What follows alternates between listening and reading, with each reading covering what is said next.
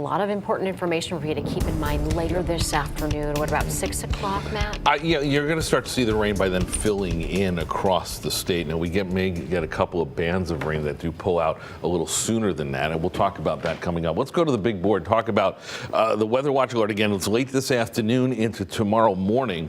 We're looking for pockets of rain that will start, again, to fill in the radar, and then we'll get a couple of periods of heavy rain in there.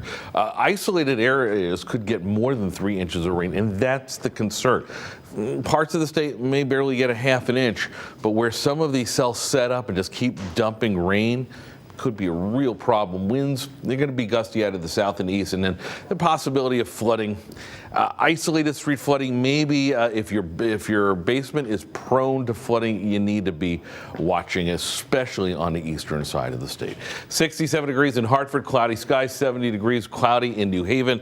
Clouds went out today. Rain right now on hold, as expected. We'll get a couple of waves of light, manageable rain, but I want you to notice on the radar the trend kind of moving from south to north, almost southwest to northeast. And that's why we think that training might be an issue, because as some of this energy kind of amplifies moving northward, it just kind of runs right over the same areas as the line gets closer, this cold front gets closer. So watch the guidance, and I think it tells a pretty good story, with one exception. You start to see by 4 or 5 o'clock, eastern Connecticut seeing yellows, oranges, some reds indicative of some heavy rain. And as we go to like 7, 8 o'clock, it just kind of stays there.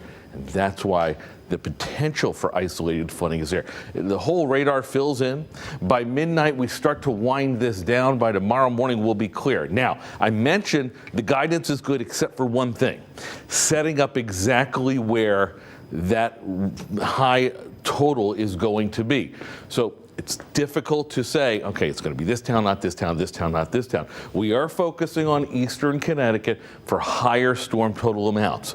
We'll watch the radar. Ryan will be in later on this afternoon, covering it all afternoon into the evening. But as we get more information, obviously, isolated towns may very well see some flooding. You're going to need your push alerts from the Fox 61 News app. If you're in the way of this rain, they'll tell you to get those push alerts will tell you to take cover.